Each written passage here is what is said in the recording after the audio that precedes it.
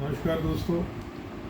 हमने department of health and family welfare को RTA में पूछा था कि gives rocks circular resolution order judgement public notice और एनी डॉक्यूमेंट जो प्रूव करे कि प्राथमिक उपचार फर्स्ट एड वॉलंटियर या community medical service and essential drug primary CMSED या कम्युनिटी रूरल हेल्थ वॉलंटियर जो कि प्राथमिक उपचार देता है, फर्स्ट एड देता है, और alternative electrohomeopathic EH practitioner promoting research in underrated less popular system of therapy और झोला छाप जिसके बताओ कि ये पता लग सके कि ये झोला छाप हैं या नहीं। कोई ऐसा सर्कुलर रेजोल्यूशन जजमेंट हो जिससे प्रूव हो जाए कि ये कैटेगरी यानी कि फर्स्ट एड देने वाली, प्राथमिक उपचार वाली और अल्टरनेटिव EH प्रैक्टिशनर एक झोला छाप कैटेगरी है।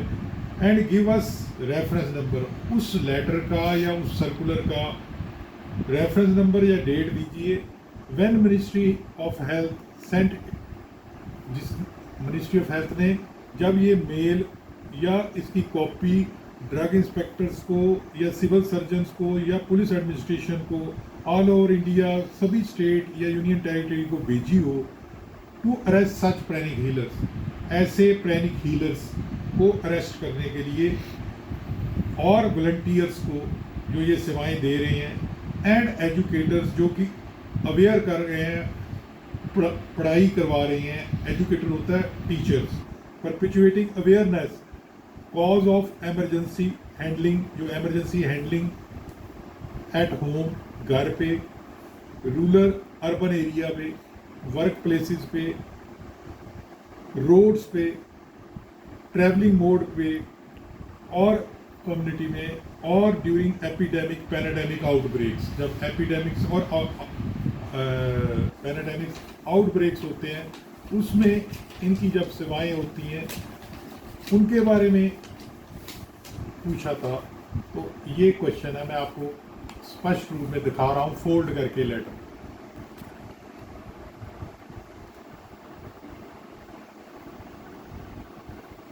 अब हमारे को जो जवाब आया है मिनिस्ट्री ऑफ हेल्थ का,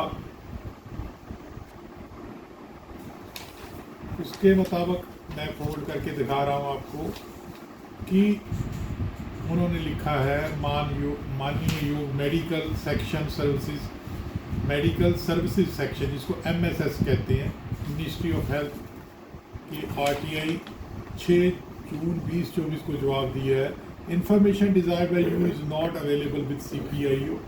मानयोग चीफ पब्लिक इंफॉर्मेशन ऑफिसर के पास इंफॉर्मेशन नहीं है and same may be treated as a name.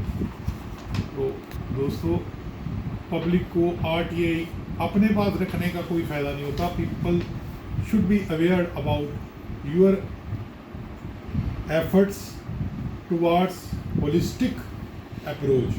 तो दोस्तों, अपनी अप्रोच ह्यूमैनिटेरियन होनी चाहिए, फिलैंथ्रोपिक होनी चाहिए। उसके लिए अगर मैं मोबाइल बना के रख लूँ अपने पास ही तो कोई फ़ायदा नहीं है। तो कोई भी इनोवेटिव काम अवेयरनेस का, तो उसको डिसएमिनेट इंफॉर्मेशन करनी, सभी को इंफॉर्मेशन देनी हमारा फ़र्ज़ है। हमारा हौसला अफजाई के लिए लाइक कीजिए, शेयर कीजिए वीडियो को, और हमारे चैनल को बनाए रखने के लिए सब्सक्राइब कीजिए ताकि हमारा हौसला पस्त ना हो। क्योंकि कंटेंट जहाँ एजुकेशन का आता है तो बहुत कम लाइक सब्सक्रिप्शन देते हैं लोग। जब एजुकेशन या अवेयरनेस का आता है, जहाँ पे नॉन एजुकेशन या कुछ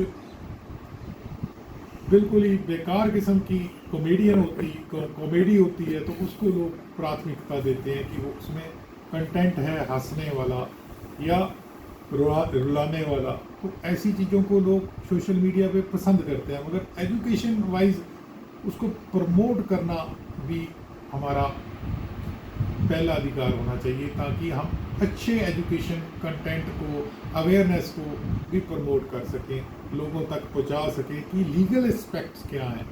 जब तक हमें ये नहीं पता कि मान लीजिए एक बंदा बाईं ओर जा रहा है इंडिया में, आराम से कार उसके ऊपर चढ़ देगी, उसका लीगल एस्पेक्ट, और अगर वही बंदा गलती से यूरोपियन कंट्री में चला जाए, उसको याद नहीं है कि दाईं और यहाँ चलना है, वो बाईं और जा रहा है, तो आपस में एक्सीडेंट हो जाता है। तो नेचुरली हर बंदे को उसका लीगल लिमिटेशन अगर मालूम हो जाए, इंफॉर्मेशन की वजह से उसके पास इंफॉर्मेशन पहुंच जाए, तो मेरा ख्याल लीगल हसल वसल होंगी कम।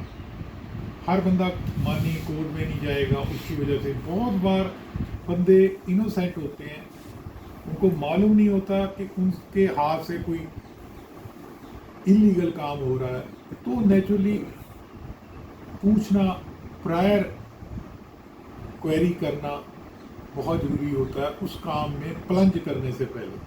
अच्छा लगा लाइक करना, सब्सक्राइब करना और शेयर करना, ऐसे ही हमारे को मोटिवेशन, हौसला देने के लिए। धन्यवाद।